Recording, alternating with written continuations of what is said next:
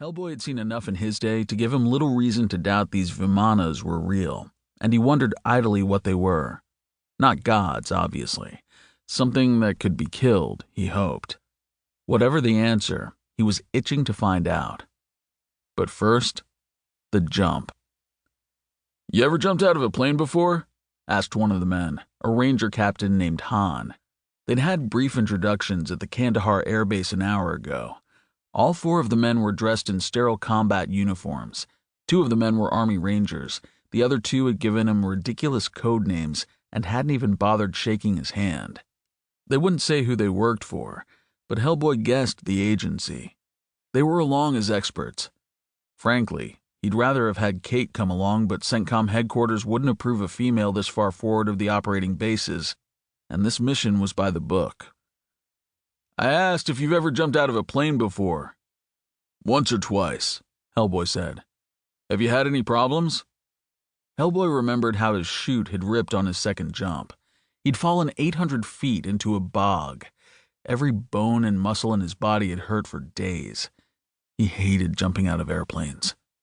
"No problems," Hellboy said. "Why is it we can't land this thing?" "Too many hostiles in the area. The Taliban has been surging. It's why we have such a small rescue force.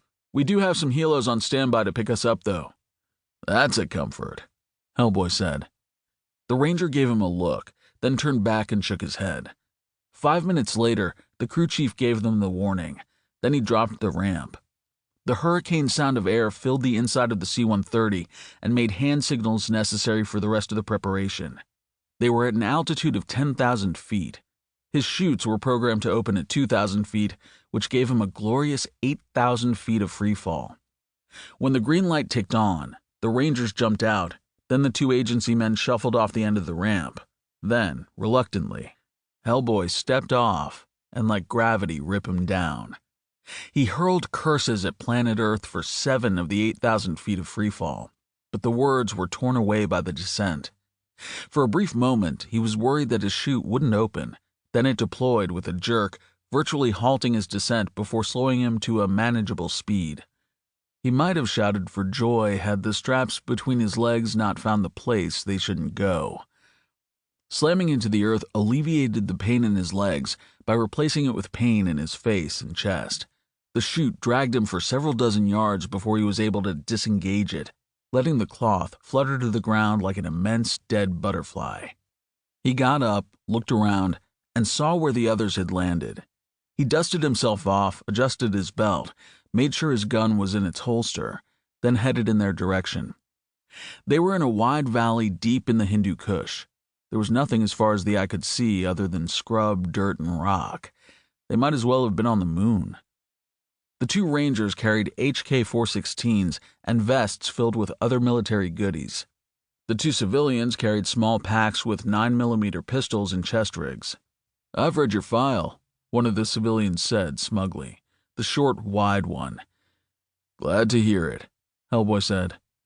"Is it true that you actually fought the Nazis?"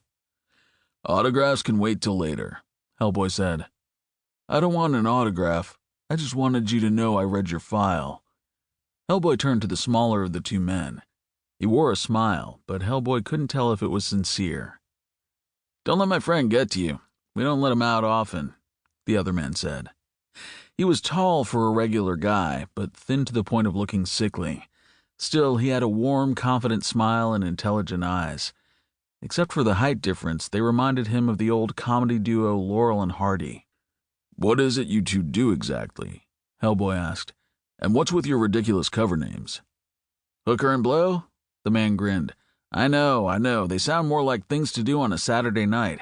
You can blame our mainframe back at the office. We don't really know. What we do know is that right before we had our code names assigned, our AI had just finished analyzing all the 1970s blaxploitation movies for hidden subversive code words meant to incite violence." "Why not ask for new cover names?" "That's not how it works at our office."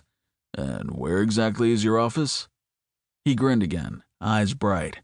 "We're an OGA, other government agency." Hellboy rolled his eyes. "You guys and your secrets." Hooker shrugged.